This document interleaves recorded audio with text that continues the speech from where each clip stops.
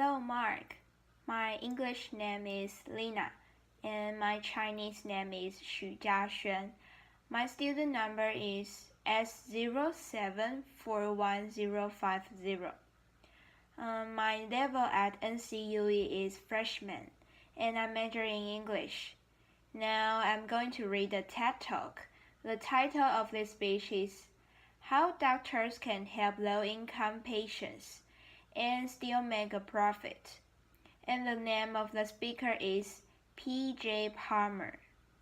Let's start. Colfax Avenue, here in Denver, Colorado, was once called the longest weekday street in America. My office is there in the same place. It's a medical desert.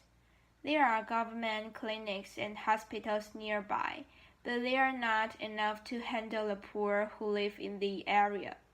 By poor, I mean those who are on Medicaid, not just for the homeless.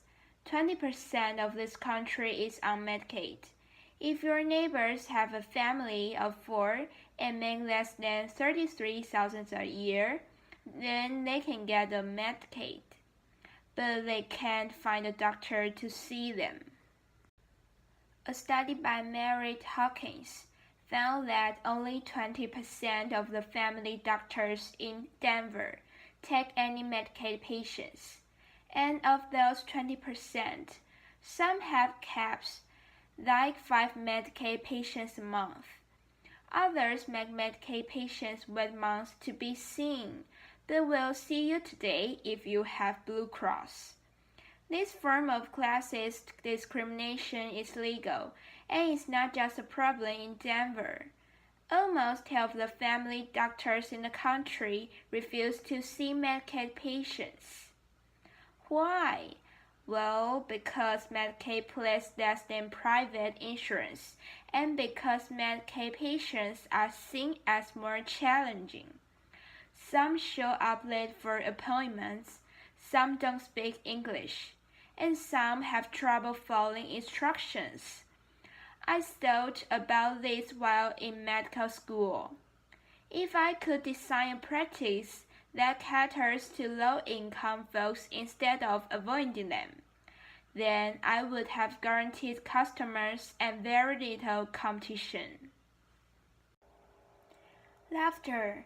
So after residency, I opened up shop, doing underserved medicine, not as a non-profit, but as a private practice, a small business seeing only resettled refugees. That was 6 years ago, and since then, we've served 50,000 refugee medical visits.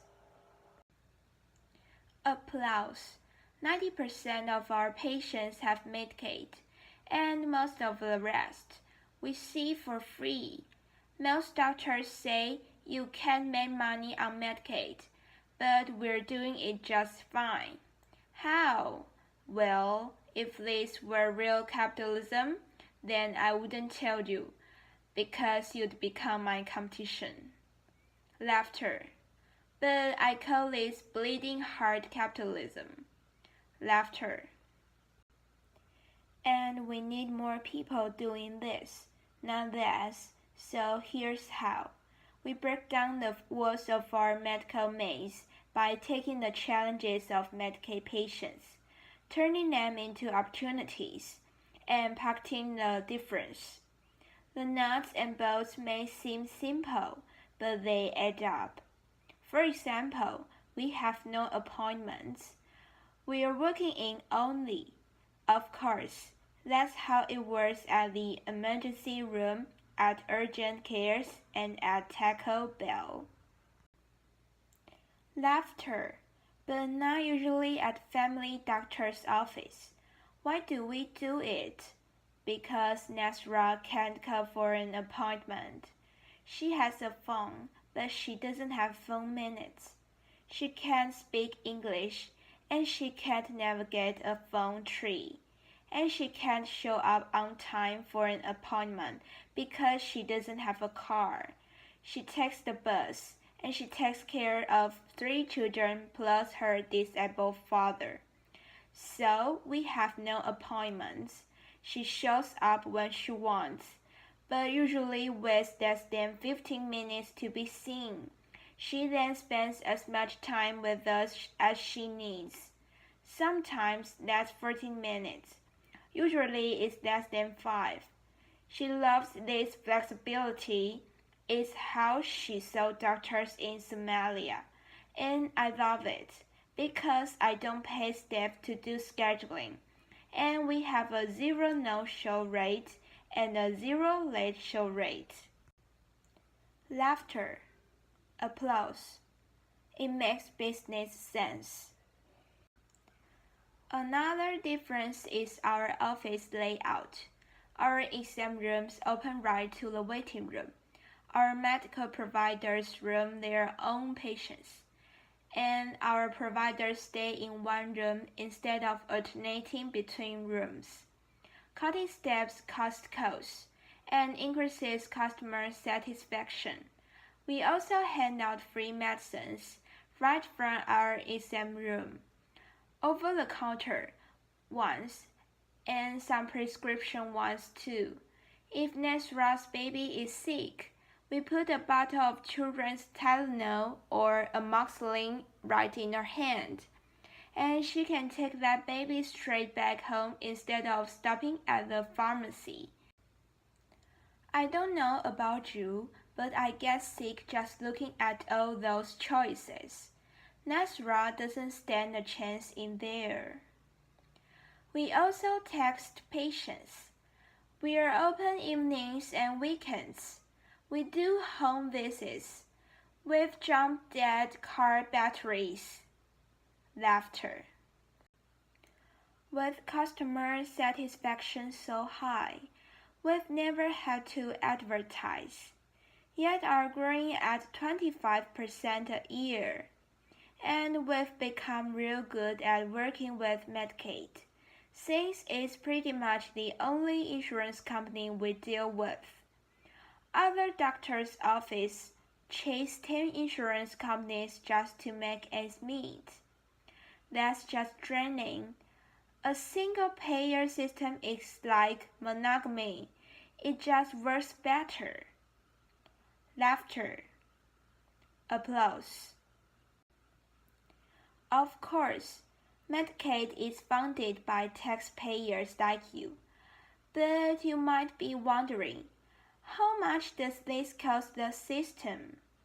Well, we're cheaper than the alternatives. Some of our patients might go to the emergency room, which can cost thousands just for a simple cold. Some may stay home and let their problems get worse. But most would try to make an appointment at a clinic that's part of the system called the Federally Qualified Health Centers. This is a nationwide network of safety net clinics that receive twice as much government funding per visit than private doctors like me. Not only they get more money, but by law, there can only be one in each area. That means they have a monopoly on special funding for the poor. And like any monopoly, there's a tendency for costs to go up and quality to go down. I'm not a government entity. I'm not a non-profit. I'm a private practice. I have a capitalist drive to innovate. I have to be fast and friendly. I have to be cost-effective and culturally sensitive. I have to be tall, dark, and handsome. Laughter. Applause. And if I'm not, I'm going out of business. I can innovate faster than a non-profit because I don't need a meeting to move a stapler. Applause. Really, none of our innovations are new or unique. We just put them together in a unique way to help low-income folks while making money. And then, instead of taking that money home, I put it back into the refugee community as a business expense. This is Mango House, my version of a medical home. In it, we have programs to feed and clothe the poor, an after-school program, English classes, churches, dentists, legal help, mental health, and the scout groups. These programs are run by tenant organizations and amazing staff, but all receive some amount of funding from profits from my clinic. Some call this social entrepreneurship. I call it social service arbitrage, exploiting inefficiencies in our healthcare system to serve the poor. We are serving 15,000 refugees a year at less cost than where else they would be going. Of course, there's downsides to doing this as a private business, rather than as a non-profit or a government entity. There's taxes and legal exposures. There's changing Medicaid rates and specialists who don't take Medicaid. And there's bomb threats. Notice there's no apostrophes. It's like, we're going to blow up all your refugees.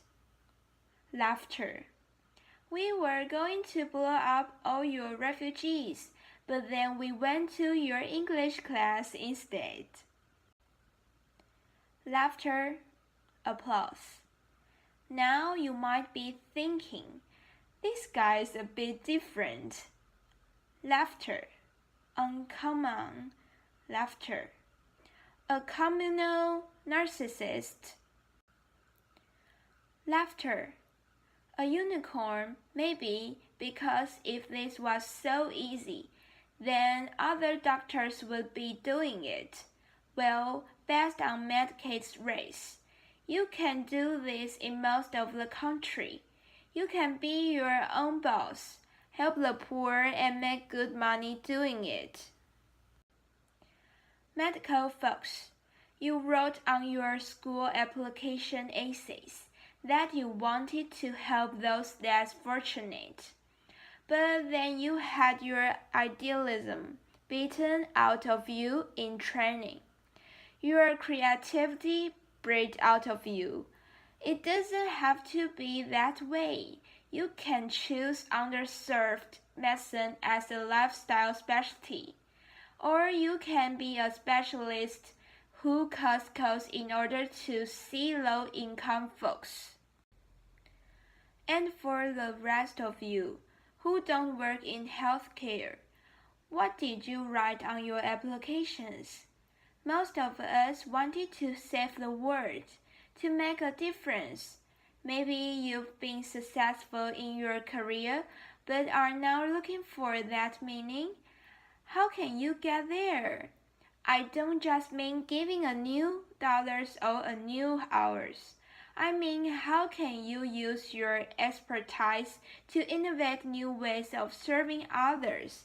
It might be easier than you think. The only way we're going to bridge the underserved medicine gap is by seeing it as a business opportunity. The only way we're going to bridge the equality gap is by recognizing our privileges and using them to help others. Applause. This is the end of my reading. Thanks for your listening.